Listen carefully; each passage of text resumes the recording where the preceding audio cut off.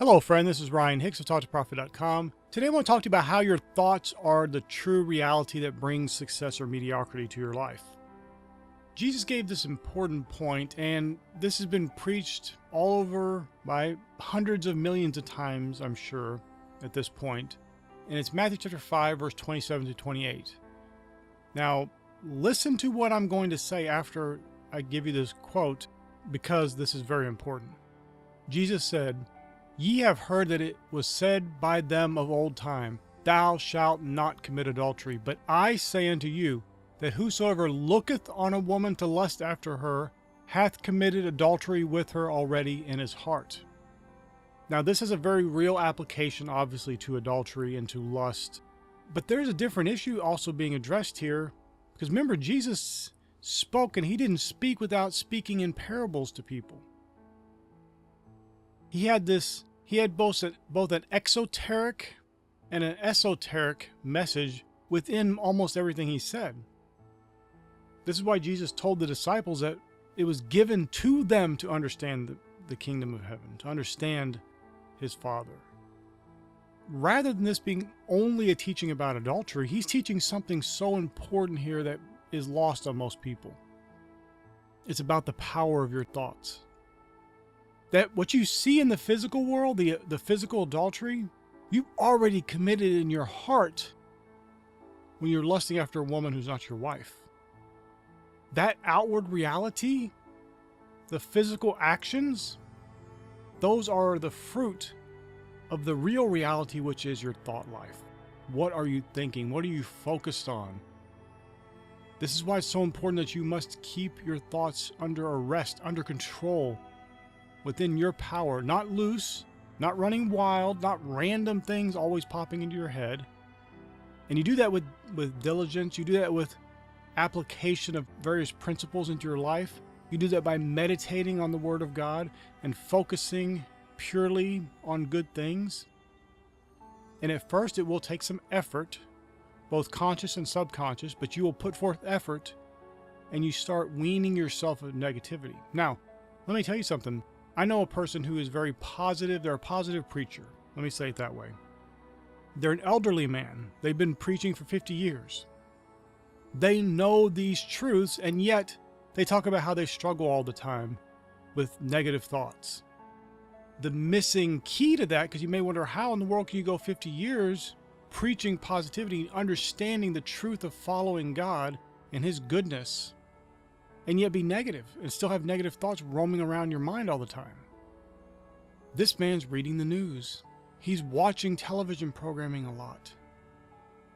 So for all the good that he knows, he is polluting his thought life with toxicity, with poison. And this is something that you have to choose yourself. Are you going to allow yourself to be controlled like everyone else? Look around the world. Look how insane people are today. I'm not saying that in a derogatory manner. It's literally people saying things that are completely, absolutely insane. Basic things that you knew as a child, people today are arguing back and forth over whether or not it's true or not. Common sense ideas about having a good work ethic are shunned for lounging around and doing nothing, as if you're somehow deserving of freebies in life and that you don't have to work diligently. Even to the point where diligent work is actually ridiculed and acts like some sort of bad thing. And of course, there are jobs and there are occupations that need to go away. And that it would be great when automation and machinery and stuff can take over those jobs so people don't have to be in danger or have negative consequences from that work, of course. But just work in general is demeaned today.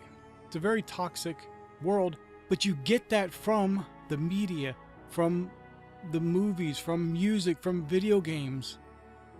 I think back on my life as a child growing up and all the negativity there was about wealth and riches, about rich people, who they were, until I actually met rich people. Because I grew up poor. I didn't know anyone that was rich.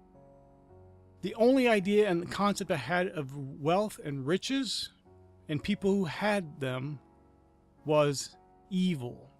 They must do something wrong. They must be stealing or selling drugs or doing something to harm other people. They're taking buildings from families so they can build parking lots, and just all this evil stuff that the media and the news and and the movies and all these things propagate. And yet when I met the first wealthy person I met, worth hundreds of millions of dollars, he's one of the nicest people I've ever met. One of the most generous people I've ever known. Kind, thoughtful, listened to me. When people who are worth nothing wouldn't listen, a man worth hundreds of millions who has a reason to say, I don't have to listen to you. Why would I listen to you? Would listen and hear ideas.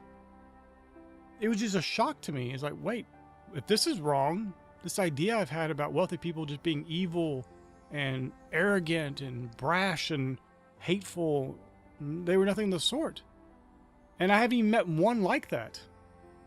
And of course, today there is more people who are coming into wealth who are doing more good, and that is great news.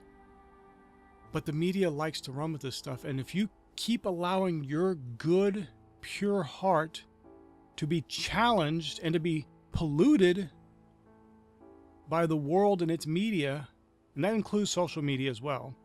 There can be good things. You can find good things in all these things I'm mentioning. There's probably some good somewhere, but you have to be very diligent about this. For the most part, you need to cut it all out. You'll be better off in many cases. There are sites where you can curate your own material and what you actually see, so you stop seeing the news and doom and gloom and negativity and all that stuff. But for the most part, you're better off just without it. Focusing on the things you want to put in. Knowing that you're putting in pure things. You know, if you watch my videos, I'm not going to tell you doom and gloom and be afraid and you can't do something and you can't do this and oh, you know, you can't have that. Oh, you know, you got to suffer and be... I'm not going to tell you anything like that. There are people out there you know that you can go to. You can have content that you enjoy and are blessed by, and it will uplift you, not drag you down. This is why you have to be in control, because your thought life is producing the outward reality that you experience. That's why Philippians 4:8 says that whatsoever things are true, whatsoever things are honest, whatsoever things are just, whatsoever things are pure, whatsoever things are lovely, whatsoever things are of good report, if there be any virtue, if there be any praise, think on these things. That's what you're supposed to be thinking about.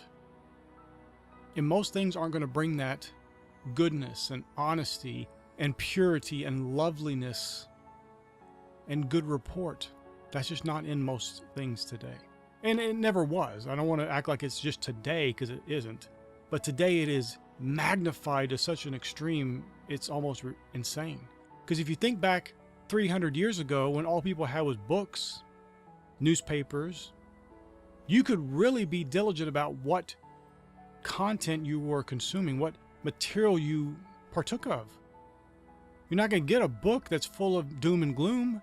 And if the news has some article that's negative, you can skip past it. And there are all kinds of magazines and stuff like that that were only focused on good and pure things.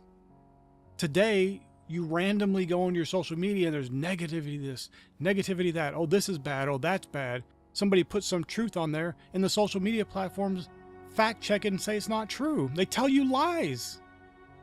Remember, you're supposed to focus on things that are true, that are honest. And they literally tell you the exact opposite and tell you those things that are true, well, they're not true anymore. Not to them. You don't want to be ruled by that. You don't want to have other people fact checking your life and making you have a life that is not what you want to live. Not living up to the goodness and grace of God in your life. To the fullness of His goodness and grace. That abundance and blessing and glory that you should be living and exhibiting every day is only going to come when you have that pureness of heart. When you're focused day in and day out on pure, good, holy, truthful, honest, lovely things. My friend, think on those things that are pure, that are true, that are honest, that are just, that are lovely, that are of good report, that are virtuous, that are praiseworthy, my friend. Think on these things. I pray this was a blessing for you.